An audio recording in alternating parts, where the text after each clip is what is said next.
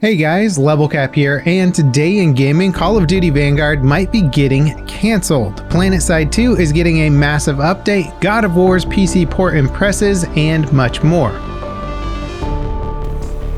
Call of Duty Vanguard is doing so poorly that Activision allegedly moved up the release date of this year's entry in the franchise. Leaker Tom Henderson claims that the game will be a direct sequel to 2019's Modern Warfare developed by Infinity Ward and will be revealed in the summer. And this much is all but officially confirmed. However, Tom also says he's heard that the game might launch in October instead of November due to Vanguard's poor sales performance. Tom also says that Warzone will get a major update following the launch. It's unclear if future content updates and support for Vanguard are getting the axe. Black Ops Cold War and Modern Warfare 2019 both got end-of-life updates that tied in more with Warzone while also prepping the Battle Royale for the next entry in the franchise. Vanguard's final update might get shifted around or cancelled altogether in favor of Call of Duty's 2022 Warzone integration. But that's all speculation for now, and no rumors have surfaced to corroborate it. Vanguard was the best-selling game the month that it launched, but year-to-date sales are reportedly lower than the previous Black Ops Cold War. It also sold 40% fewer copies on launch compared to Cold War, at least in the UK. Player sentiment about Vanguard is somewhat mixed. Many players feel that the game is just a World War II themed reskin of Modern Warfare 2019 that doesn't make any significant improvements or innovations. Leaks and rumors were buzzing before Vanguard's launch, suggesting that it was essentially an asset flip of 2017's Call of Duty World War II. Vanguard's developer Sledgehammer Games were initially developing Call of Duty 2020 with Raven Software, but creative differences forced Activision to step in and have Treyarch finish the game as Black Ops Cold War. It's tough to say if any of this has impacted Vanguard's development. Stories like this can often be embellished or paint an inaccurate picture of their situation, but Call of Duty isn't riding high like it was throughout 2020. Of course, the saving grace for the entire franchise is Warzone. Its popularity has persisted despite the franchise's recent ups and downs with the base game. Vanguard's integration with Battle Royale didn't exactly wow players, but it did inject a ton of new content and variety into the game. It felt like the first transformative update that Warzone has gotten since its launch in many ways. Unfortunately though, the integration brought several significant issues with it. Last-gen console players in particular are experiencing technical problems that block matchmaking and crash their consoles. There's also big concerns about weapon balance as the game balloons with each new integration. Overall, it's clear that Call of Duty 2022 has a lot resting on its success. Infinity Ward didn't disappoint with Modern Warfare 2019. Hopefully they can pull another success out of the bag this year. Planetside 2 is getting its first new continent in 7 years. For those of you unfamiliar with the game or haven't tuned in quite a while, it's one of the biggest sandbox FPS games ever, and the maps, also known as continents, are probably the biggest in any multiplayer shooter ever made. Servers can support over 1,000 players per battle, and developers have been updating the game since it launched in 2012 with new content, maps, weapons, technical features, and much more. Recent updates have expanded the game and updated its engine to be more future-proof. The next update for Planetside 2 is currently available on the game's public test server. It's called Expedition Osher and adds an entirely new continent to the game on an island. It also implements an entirely new water system with more robust physics. Bullets shot into the water will slow down to the point of being harmless. Vehicles can traverse bodies of water and have different buoyancy depending on their weight. This update has been in the works for at least 4 years, and it's shaping up to be a massive addition to the game. It's unclear when it will launch properly, but assuming that everything goes well on the test server, hopefully it won't be too long.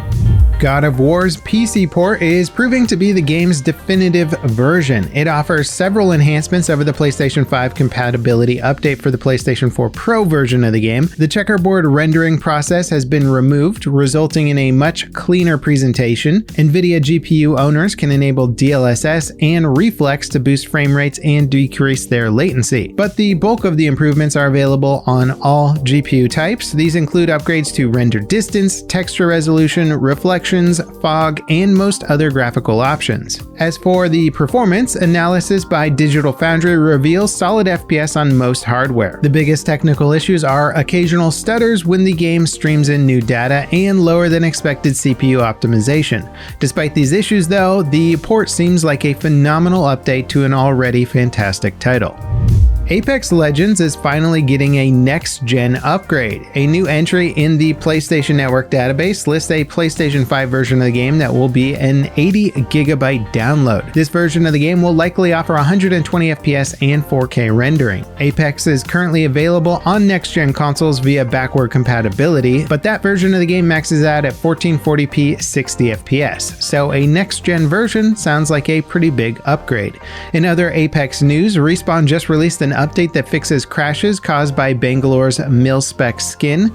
The update also restores the Rampage and Sentinel. They recently removed them due to an exploit which has been fixed this patch. Respawn also nerfed the Rampage slightly, reducing its damage per shot to 26 and increasing its ammo consumption when boosted by a thermite grenade.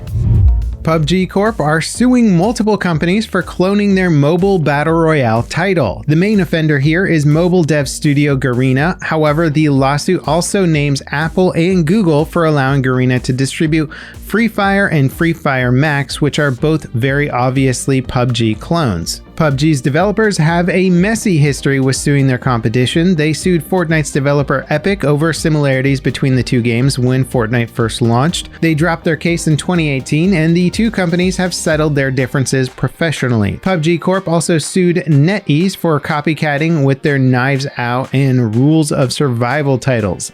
That suit was settled in PUBG's favor.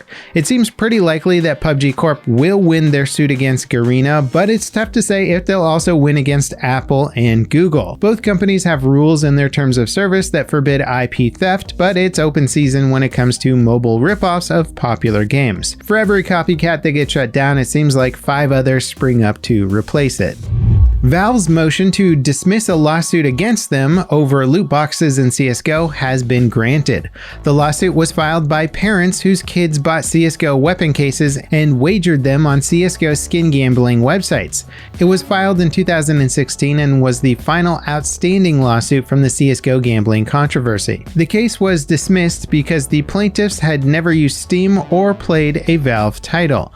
They claimed that Valve deceived them about the nature of the CSGO skin gambling sites and that in doing so, Valve facilitated their operations. They claim that Valve enticed their kids to engage in illegal gambling while hiding the implications through false advertising. The reality of the situation is that Valve more or less turned a blind eye to these websites and allowed them to operate for years until fraud, allegations of match fixing, and scandals surrounding false advertising rocked the skin gambling scene. Valve reacted quickly by changing their terms of service to cut down on the trades and skin gambling. They also sent cease and desist notices to 20 prominent gambling sites that were especially notorious for unfair practices. Those actions were enough to convince courts that Valve acted in good faith regarding the whole situation. Star Citizen's developers just announced their plans for the game's next 5 years. They recently opened a new studio in Manchester that will add 600 new employees by 2026. For reference, the studio currently employs 400 people across all of its offices. The expansion will help them deliver multiple sequels to Squadron 42, Star Citizen's single-player campaign. Of course, that's assuming that Squadron 42 launches in the first place. Star Citizen as a whole has been delayed more times than, well, anybody can count. Many view the project as a never-ending exercise in feature creep. Fingers have been pointed at the studio head Chris Roberts for having unlimited ambition and no one forcing him to reel it in. Others point at the game's crowdfunding as a controversial scheme to pad the studio's bank account with no obligation to produce a finished game. That fund is quickly approaching $500 million, which is more than any studio has ever spent on a single game project as far as we know. Now, despite all of this controversy, clear progress is being made. Even with the pandemic slowing production down, the developers have still managed to add new content, refine existing features, release new ships, and much more over the past 2 years. The problem is there's no end in sight that the developers can point to with a firm commitment. Now, before we get to our final story today, let us know if there were any big stories you think we missed. We're always looking for feedback on what games to cover, so leave your suggestions in the comments. The modern Hitman trilogy is coming to Xbox Game Pass on the 20th as part of a collection bundling all 3 games together. Year 2 of Hitman 3's post-launch content has also been revealed. It adds a roguelike mode called Freelancer. Players will operate out of a customizable safe house and complete missions with randomly placed gear and weapons. Dying costs you whatever equipment that you brought, and you can buy new gear from suppliers on each level. Freelancer will launch in the spring. Hitman VR is also coming to PC on the 20th with enhanced visuals powered by ray tracing. And that wraps it up for today in gaming. As always, guys, thank you so much for watching, and I'll catch you next time. This is Level Cap signing off.